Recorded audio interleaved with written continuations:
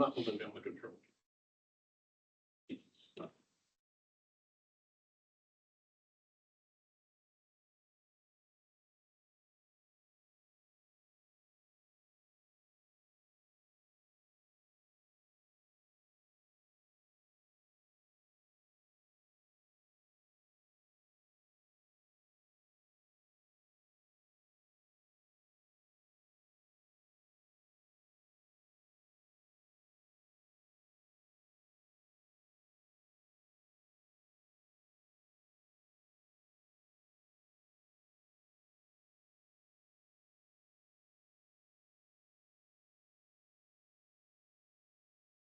All right. Everybody have a good spring break? Mine was kind of mixed. I had two new baby goats. They were born on Pi Day, Ryman and Euler. And then my very good friend Susan was diagnosed with Parkinson's. Kind of a mixed bag there. We made a bet whoever got their masters first would have to clean the other one's windows. My windows are still dirty. But I think I may give her a pass. All right, Kyla. I'll go over these quickly. Katie's not here. Katie's not here. Logan. Haley's here. Haley.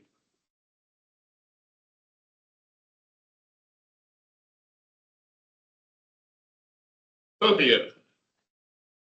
Monica. Gracia. Joseph, you're here. Talia. Grace. Avery.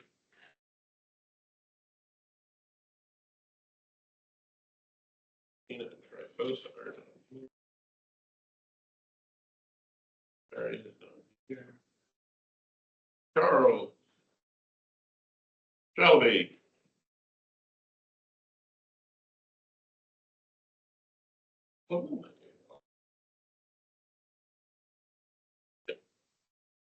Kevin's not here. Carla's not here. Sabrina. Madeline.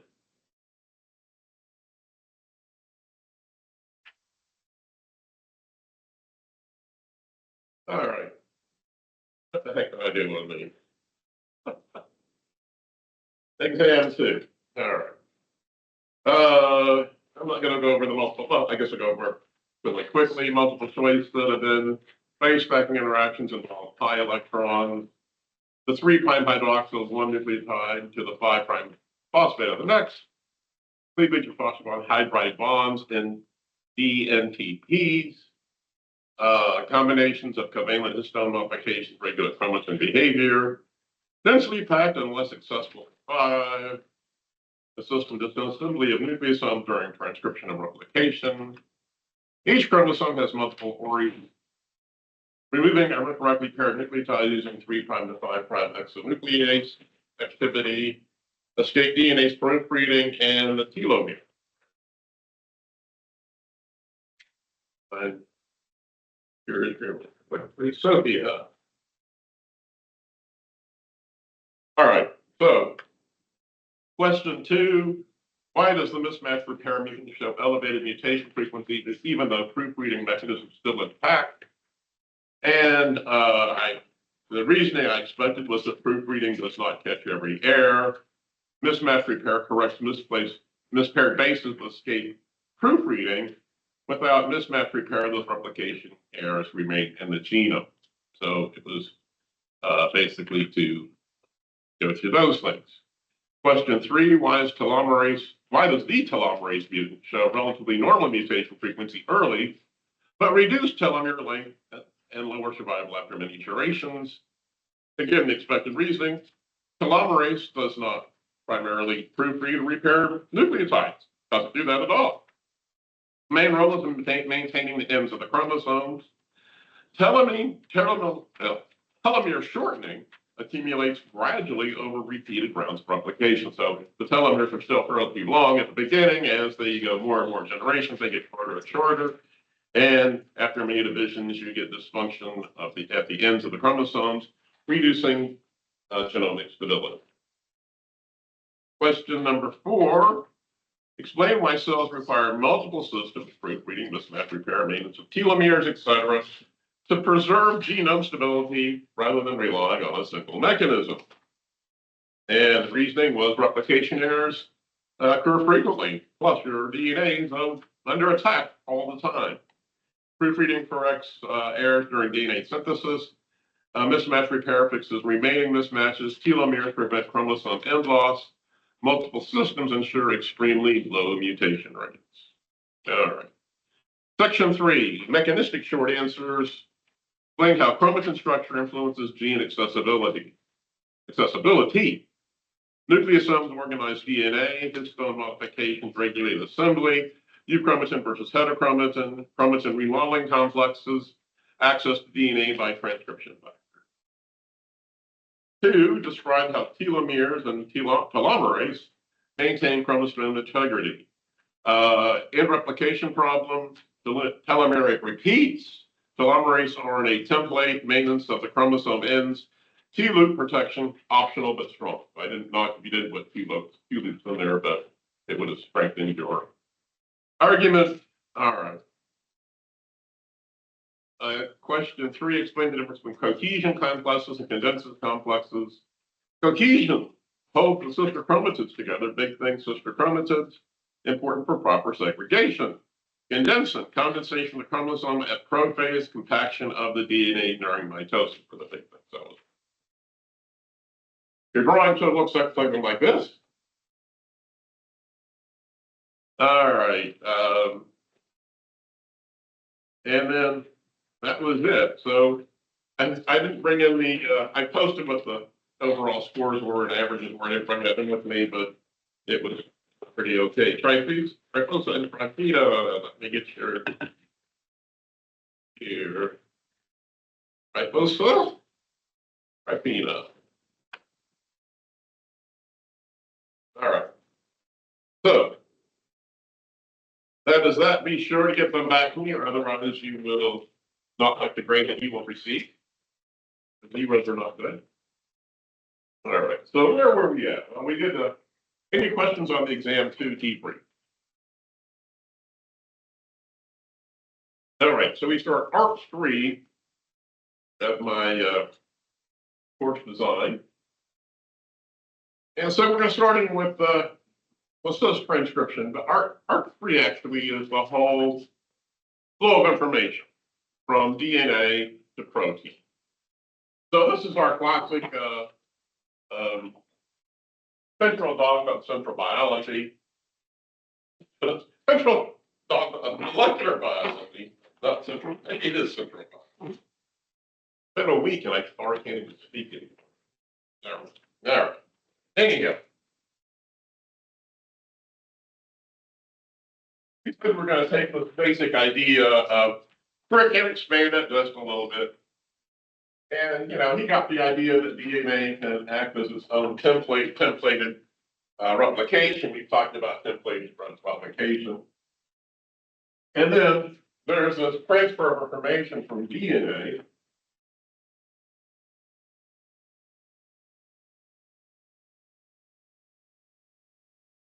to, I'm going to say RNA. So, we typically think of mRNA, although that's less than 10% of your genome. There's that. mRNA is not going to do you any good if you don't have ribosomal RNA.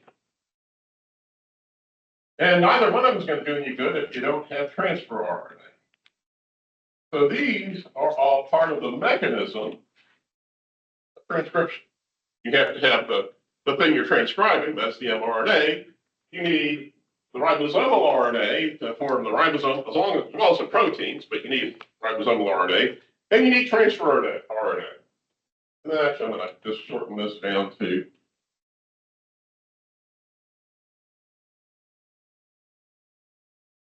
we'll call these next group the whole umbrella of non-coding RNAs. The RNAs themselves are the end gene product. These include small nuclear RNAs, microRNAs, long non-coding RNAs. There's a whole bunch of RNAs that fall in this last group, but they are a gene product. They are transcribed, but at the end of transcription, that's it. They're done. We got the thing we want. This guy in particular is the code for, of course, we'll say proteins down here. I could say peptides. Remember, the only difference between peptides and proteins is that we like to reserve the name protein for something that's functional. So peptide is just a section of linear amino acids. A protein is a functional group of amino acids. But it's kind of gray. It's been misused so many times that they're basically synonyms anymore. And of course, to make proteins, you need these guys, plus the proteins themselves that go in the down. And then we're going to add one other thing here. We talked about the reverse transcriptase capabilities of telomerase.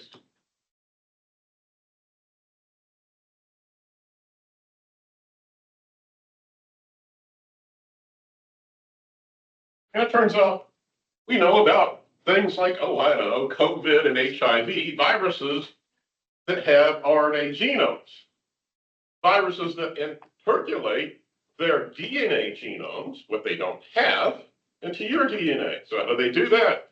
Well, they encode in their genetic code for reverse transcriptase. Now, viruses don't make reverse transcriptase. Viruses don't make anything. Cells read the viral information, and they go through this process to make the proteins and the RNA. So yesterday, my wife and I went to see Hail Mary. She thought it'd be a great movie for me because the protagonist is a molecular biologist. That's kind of a mixed bag. I was like, okay, then it's like, oh no, you didn't. The thing that got me the worst in the movie, there was a lot of things, but I don't want any spoilers. But he puts two Eppendorf tubes into a centrifuge on the same side. You can't do that, but you can do that if you want your centrifuge to fall off the table. Anyhow, I digress. So it wasn't that bad a movie, but I was just like, oh. All right. So what are we here for today? Or for this unit, this arc? I had 4 arcs, 4 exams. So we've gone through arc 1, arc 2, this is arc 3. So we want to describe these molecular mechanisms. Not just enough to know this, but we want to know the mechanisms behind this. RNA processing and gene regulation. That's another thing we want to talk about. As always, we want to interpret some experimental data. Hopefully I can get that going for you. And construct, as always, clear diagrams. Diagrams of how we can communicate some of these mechanistic things. Right? And you draw them on the exam. It's not just to torture you, that's just an added benefit. All right. So what are our targets to describe transcription?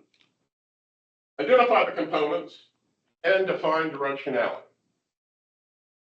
So we can see from our central dogma that for the most part, information flows one way, with the slight exception of reverse transcription. So here is kind of my, I was playing with ChatGPT and stuff again. This was actually from last time. So we said that DNA is an archive. This is where we archive our information. It's a filing cabinet. And we pull out the file and we take and we copy the file down, and then we put the file back in the filing cabinet and show it. Copying that file down is transcription. We're looking at the file, and we're making a copy and putting the original file right back where it was. Then we can use this copy and transport the information. That's where the transport is. Our mRNA that we transcribe here acts as our transport mechanism to transport that to the ribosome, to our workers, which also include transfer RNA and ribosomal RNA. And that information is used to make our structure, our final structure, out of amino acids. And of course, proteins can be structural, they can be enzymes, they can be anything. They can be your hair, and they are your hair. A lot of different things. So the question, and we kind of hinted at this last time, is how do we get selective expression of genes? How is it that I can have 3 genes right next to each other and turn these 2 guys on, but not turn this guy on? I mean, they're all right next to each other. There's thousands and thousands of genes on a chromosome, and they're going every which way, as we can read genes bidirectionally, depending on, upper strand or lower strand. It's not really a great terminology, but one strand or the other. How do we determine, hey, I want to turn this one on and this one, not that one, but then I want to turn this one on? How do we do that?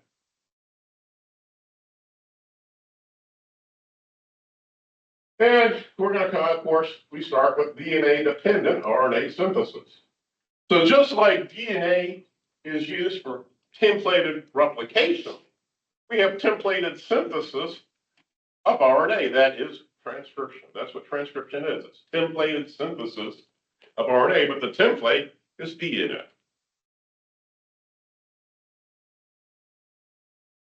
So there's been a modern trend, and I think it's a great idea. I'm not sure I can retrain my brain to think this way as clearly as I should, but I'm going to try to. So when I learned about the 2 strands, we called the strand that carried the information, the strand we actually read, the template strand. It's templated synthesis. So the template, we called the template. And then we called the other strand the coding strand. And I fall into this trained, I thought, this terminology. And it's not wrong. You're going to run into this terminology. People are going to talk about the coding strand versus the template strand. Old guys like me are going to be stuck in their ruts. But to try to actually reduce confusion, which is something we rarely ever do in science, is trying to get away from this idea of calling this the coding strand. Well, let's talk about why it's called the coding strand in the first place. It's called the coding strand because if this is my template strand, and this is the RNA I make, there we go. It has the same sequence because they're both the reverse complement of the template strand. So it has the same sequence as the RNA with the exception of T's instead of U's, because they're both the reverse complement of this strand. The problem is that coding strand was, that was the nomenclature. Everybody used coding strand. Now people are trying to get away from that nomenclature, but we haven't adopted a universal one. So you'll hear it called the non-template strand or other terms. It's not like we have a term to replace it because we have to leave some amount of confusion in there. That's what we do. So it's important, though, that you know the template strand is the reverse complement of the RNA, because the RNA is actually the reverse complement of it. I kind of switched it around, but the mRNA is a reverse complement of the template strand. Complements of each other. All right. Is that clear as mud? I spend so much time on that because students get it wrong in exams all the time. But I'm going to tell you up front, I am not going to try to In the past, I have tested students on tin-trade strand versus coating strand because I'm an old stick in the mud. I'm going to try to go with the modern. Okay, we're not going to call it the coating strand, but you still know that. All right, RNA polymerase. Well, it's a protein complex. That's not a big surprise. It's got a lot of things to do, though. Before, when we talked about replication, we had this whole huge machine. We had to have initiation factors to recognize the ORI. We had to bring our helicases to unwind it. We had to bring in topoisomerases. We had to put in primers. We had to have single strand binding proteins. All of the stuff that you barely remember from 2 weeks ago. This guy's got to do a lot of that on its own. Now, topoisomerase, we still need. Because this is going to unwind DNA too. And so we still have to deal with the supercoiling problem. But this is going to unwind the DNA and stick it back together. It's not going to have a big bubble going 2 different directions. First of all, it's only going to go one direction. So there's no bubble here. It's going to go one direction. And so you can see, here's our double-stranded DNA coming in. It gets split apart in a short region so that we can read the template strand here, and we can make our newly synthesized transcript. And we have a channel for nucleotides to come into. ATP, CTP, TTP, no, not PTP, UTP, and GTP. Not DATP, not DCATP, but just the RNA. All right. And we're going, in this case, from left to right. The other thing to notice is, just like DNA polymerase, we have a cofactor we need. And that's magnesium. Magnesium ionizes. We have magnesium salt, so we have magnesium ions. Magnesium ions have a charge of +2. The DNA, the charge on DNA is negative. That's why we need the +2 magnesium to help coordinate this negative charge we're pulling apart. All right. So here is transcription of some prokaryotic genes from your text. And I think they could have done a better job of labeling this, but let's talk about this image for a second. So first of all, the RNA polymerases are these little, you see these, looks like a bunch of dark dots right there. You can see there's no polymerase, it's the much thinner line. So those dots in the middle are actually the RNA polymerase complex. And that is the mRNA. Now notice how long this DNA is compared to the mRNA that's come. I mean, at this point, we've, I guess we're going this way. It's getting longer that way. But if I look at the relative lengths, there's a couple of things going on. We'll say, well, first of all, there's only one amino acid for every 3 nucleotides. So, okay, there's that going on. But there's something more than that going on. DNA, we said, has very few structures. And basically, biologically, bDNA is where it's at. The helical DNA that you see everywhere on everything, bDNA. RNA is typically single-stranded, but it's not a long single strand. Just like a strand of amino acids, it folds up into complex 3-dimensional shapes. So as soon as this strand of RNA starts coming out, it also starts folding. Whether it's mRNA or other RNAs. Now, mRNA is going to be stretched out and unfolded so that we can read it, but it's going to associate with, it's going to have hairpins and all sorts of little loops going on in it, because that's what RNA does. So there's some degree of folding. All right, and at the very end here are the ribosomes. So in this case, the ribosomes,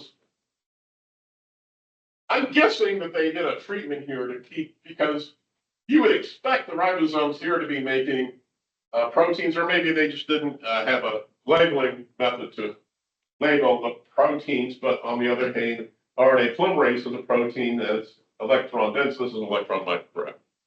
So I'm not sure how they prep this, but you don't really see any of the proteins coming off. But all right. So over here, I have my whole umbrella group of non-coding RNAs. So no, this is, you definitely need to know mRNAs, messenger RNAs. That's pretty self-explanatory. You definitely need to know about rRNAs and tRNAs. You already know about telomerase RNA. We talked about that before when we talked about telomeres.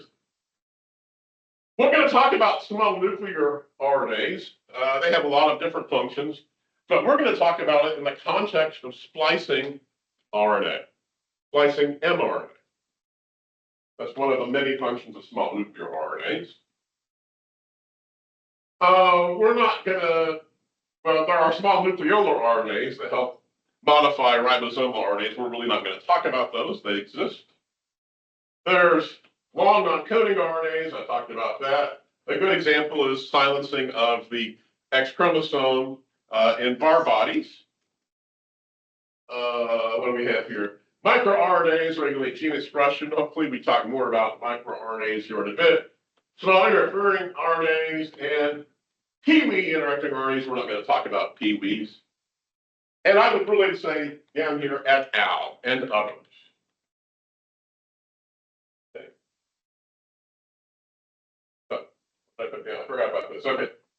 So here is our DNA. Basically, one kind of DNA. It's long-term archival storage. And all of these RNAs, some of which are to make proteins, some which are the end product themselves.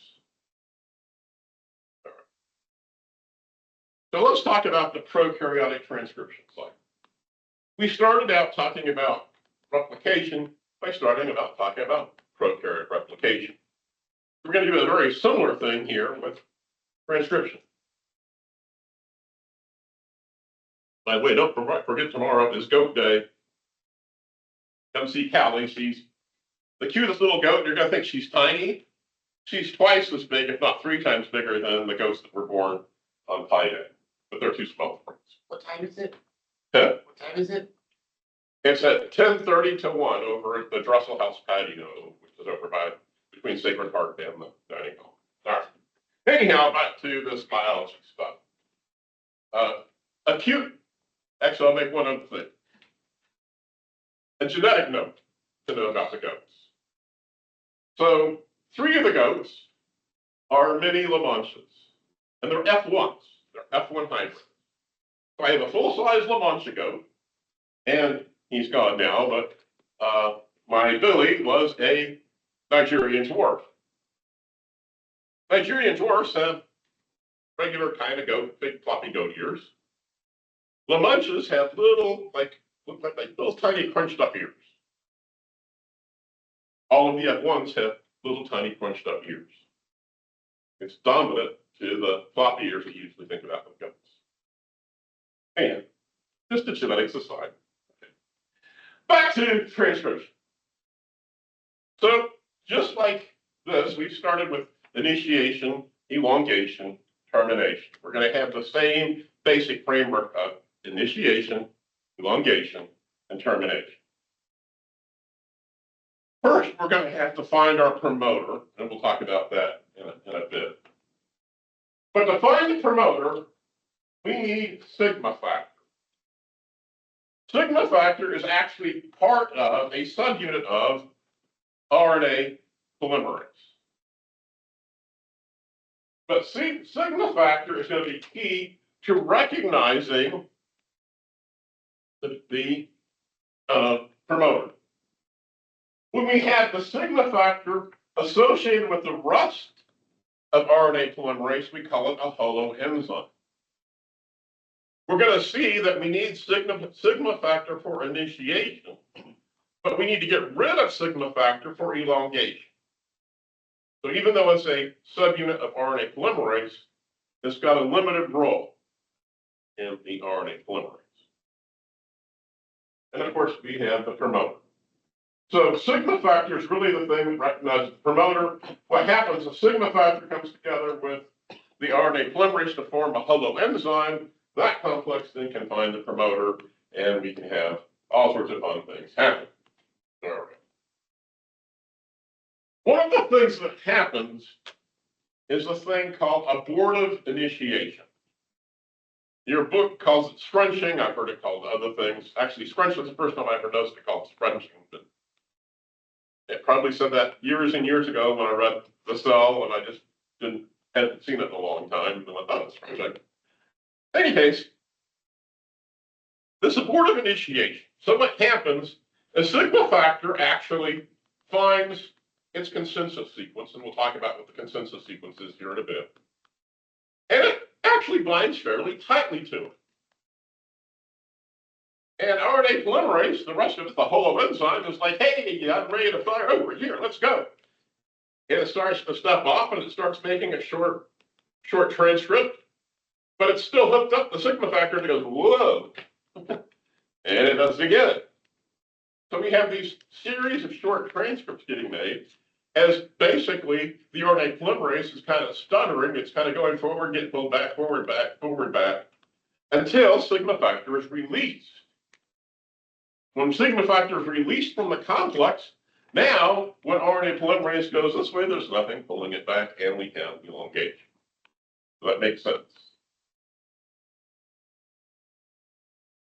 So that's what the scrunching is, and that's why we have these short RNAs released. So abortive initiation. It doesn't just start right away. It has kind of a bunch of false starts, and then sigma factors release, and then we go cruising on down and make our transfer.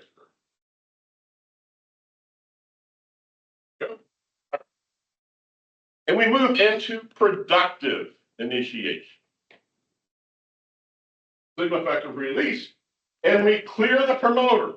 Sigma factor was keeping us tied to that promoter. We release it, we clear the promoter, this promoter clearance, and now, I don't know why we call it productive initiation, because now we really transition to elongation. So I wasn't the one who came up with these terms, so I'm just the one who's workers. The idea is it's still initiation, and we just wanted to have this like a sigma factor release. Now we have gone into productive initiation, which immediately becomes elongation. Elongation, we don't have a whole bunch to look at because it's just doing its thing.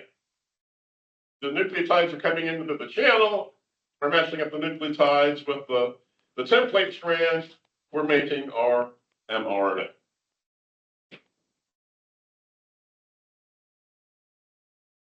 So we go cruising through our elongation forever how long the coding sequence we're reading is, and we come to termination. And with termination, there's going to be a hairpin formation in our RNA. And there's a couple different mechanisms. We'll talk about the exact mechanisms later. Right now, we just want to get the general idea of termination. This hairpin is going to interact and cause the RNA polymerase to be released from the complex, and once it's gone, you're no longer transcribing. So that's termination. And there's the whole thing we just looked at again, but hopefully this diagram makes more sense now. So we start over here with number one. Why number one's here and up there, I don't know. But here's our holoenzyme coming in. We find sigma factor binds. I forgot to tell you about the slide. It slides along until it finds exactly everything is lined up. And then we form this closed complex, and that turns into an open complex. We get abortive initiation. That's the big stuff I should know about. I'm not worried about open or closed complexes so much as knowing about the abortive initiation. We release sigma factor. We go to productive initiation, and we get promoter clearance. And then sigma factor is released, and it goes off to find another RNA polymerase and form another holoenzyme. Meanwhile, we have elongation, termination of hairpin formation, and actual termination. Easy peasy. So let's talk about consensus sequences for a second. We talk about promoters and transcription factors. We talk about consensus sequences. A consensus basically just means the majority, right? Come to consensus, that doesn't mean that everybody agrees, but the majority, they go, okay, yeah, we're going to do it this way. So a consensus sequence is, if I look and a whole bunch of promoters where my sigma factor is going to recognize and bind to. I will see that most of the times I have a thymine here, but sometimes I have a guanine, sometimes I have an adenine, sometimes I have a cytosine. And down here, I typically have adenines versus cytosines and adenines. But there are some, this is our promoter sequence. Now, we've got some things here I should, before I go on, should write another diagram to make sure we're all on the same page. So let's talk about these numbers here. -10 and -35. What that means? Probably already know this, but we should just go ahead and redo it to make sure we're already all on the same. I'll be so happy, hopefully next year when we have new whiteboards, or at least some kind of replacement of these things. All right. All right. That purple's again. So here's my diagram of, I'm going to have this promoter region.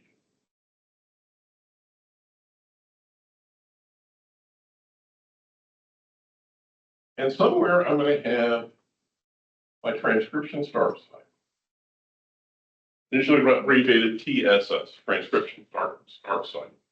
This is where, once we have got productive initiation, well, actually even an abortive initiation, this is where we start making transcript. So we call that position number 1.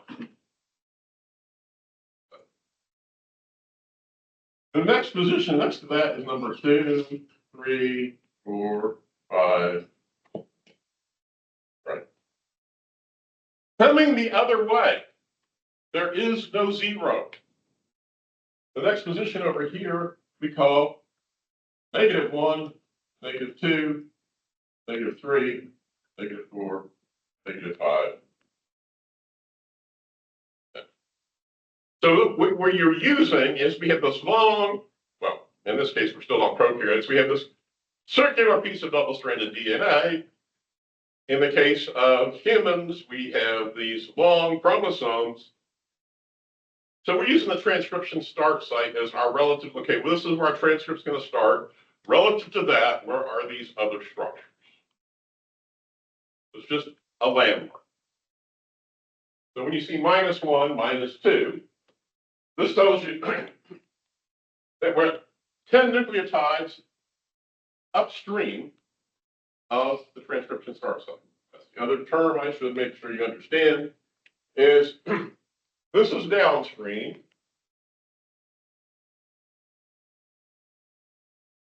That is we're actually making transcript, and this is upstream. And of course, that's still relative to the transcription start site. All right, so we have this varying sequences, but we have one sequence that stands out among the others, the consensus sequence. More often than not, that's going to be the sequence, but it may mean most of that sequence can just have one base change, but it's going to be, there's all sorts of different variations you can have within this, but we have a consensus sequence. And so we use this idea of a logo. This is called a logo. I don't know why, but it's what it's called. So this is this consensus sequence for E. coli promoters. Excuse me. And you can see it's TTG, ACA, TACAAT. But what the logo tells you is if we got a really big letter here, it's very, very probable that that is going to be the base. When the letters are almost the same size, here it's more likely that we have an A or a C versus a T, but T's can happen there. The C can, well, T's definitely can happen here. C's and A's can happen there as well, but it's just less probable. So when you see these logos, that's how you read a logo. It's just telling you what the consensus sequence is and the relative frequencies of the bases within that consensus sequence at their variants of that sequence. All right. This is all basic stuff. Transcription is bidirectional. I said that once we start transcribing, we only go one way, and that's absolutely true. But the DNA itself is double-stranded. There's not a template strand or a non-template strand. The template strand and non-template strand refers to specific genes. For any specific gene, one strand is going to be the template strand, and the other strand is going to be the non-template strand. On the chromosome in total, you have genes on both strands. Some genes go that way, some genes go that way. They all have one single direction. Notice this is going 3' to 5', 3' to 5', 3' to 5'. Think of it that way. But I usually write it 5' to 3', but I didn't even notice that's probably the artist did that. It's okay, we're not going to worry about that. They can overlap, so you can have portions of this gene here overlapping with that gene right there. Now, typically, you're not going to have lots of overlap because there's reverse complements, but you can have overlaps on these genes. They can be right next to each other. There can be big spaces between these genes.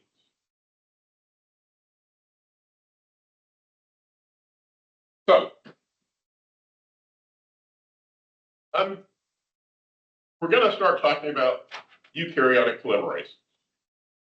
I'm going to use this as a segue to next time because I've got like 4 minutes left and I don't want to try to cram all of eukaryotic polymerases into this. But with prokaryotes, we talked about RNA polymerase. That was it. With eukaryotes, we have polymerase 1, polymerase 2, and polymerase 3. They have different functions. The one we're going to talk about the most, I've already erased my mRNA, is polymerase 2. RNA polymerase 2 is the one that transcribes messenger RNAs. So, RNA polymerase 1, you can see those, the different ribosomal genes. It does all of the ribosomal RNA genes except for the 5S rRNA gene, which is done by polymerase 3. So basically, polymerase 1 is doing the ribosomal RNA, with one exception. Polymerase 2 is doing all the protein coding genes, and RNAs, and miRNAs, and siRNAs, and LNPs. It's been a lot, all right. But we focus on messenger RNA because our central dogma, which is now erased, is all about getting to proteins. That's how you get to proteins, through mRNAs. And polymerase 3, that's basically for transfer RNAs. You have to have ribosomal RNAs to make proteins. You have to have transfer RNAs to make proteins. So you have to have all 3 of these RNA polymerases functioning, doing their job. If you just had RNA polymerase 2, you'd be in trouble because you wouldn't have ribosomes or transfer RNA. Make sense? Okay. And what's this? Oh, the RNAs, that's telling me about Svedbergs. I didn't read the little blurb down there. I've talked about Svedbergs in here before, haven't I, or have I not? Probably not. It's just a unit. So Svedberg figured out that he can make a gradient in a centrifuge. Cesium chloride is the typical gradient material to use. So you have your centrifuge too.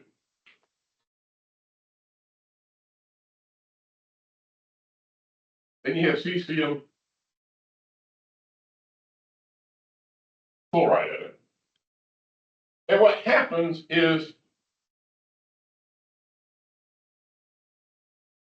when you make this gradient, you make it so it's really dense at the bottom and not so dense at the top.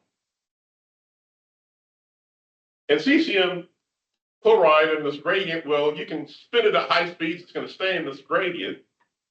And then you can put your sample on top of this, and you can spin your sample. And your sample is going to go down to the level where it meets equilibrium, where its buoyancy is at equilibrium, which is going to be at equilibrium with the density of the surrounding medium, which is a gradient of cesium chloride. So the farther down you go, the more dense your protein is, and more it's getting, you can equilibrium with that really dense part. The lighter your protein, your sample is, we're talking about RNAs here. The lighter it is, the higher up it is in the tube. So Svedberg figured this out, and so we just call these units Svedbergs. The unit of how far it goes down in the tubes in an ultracentrifuge. So that's what these S's mean. When we say 5.8 S, I should say 5.8 Svedbergs, 618 Svedbergs. Nobody says that. We just call it 5.8 S, 18 S. But you should know what the heck we're talking about. And with that, I will see some of you guys this afternoon. We will go over your, I posted it, I don't know if you saw it, but I posted my reviews of your proposals. We'll go over those in lab and get going on that hopefully very, very soon. Get everybody worked out on that. Bring me your exam so you don't get a 0 come to see the crazy goats tomorrow. Thanks, sir.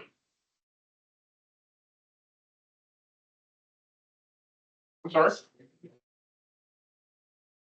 Part of initiation, that's just when it kind of starts and stops. If I can have a perfect definition of it, but it's still tied to the promoter by the sigma factor, so they can't go great. Yeah, so it basically makes a bunch of short transcripts. They're not really transcripts because they're not long enough. But so that we actually could put here. That's how the system works.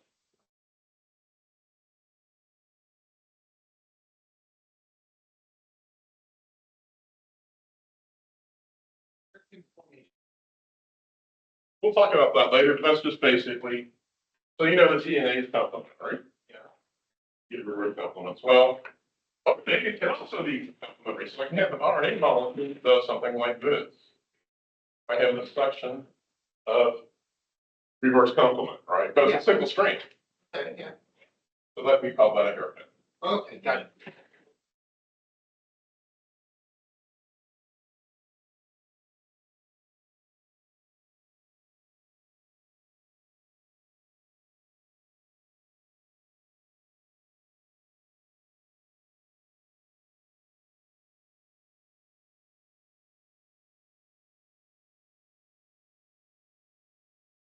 Single strand is complementary to a kind of molecule itself. Yeah, I mean, so it's still, when you make the hairpin, you make that loop where you wind up with them going in opposite directions, right? Just like you would with DNA, because you made that loop at the top. Yeah. Thank you.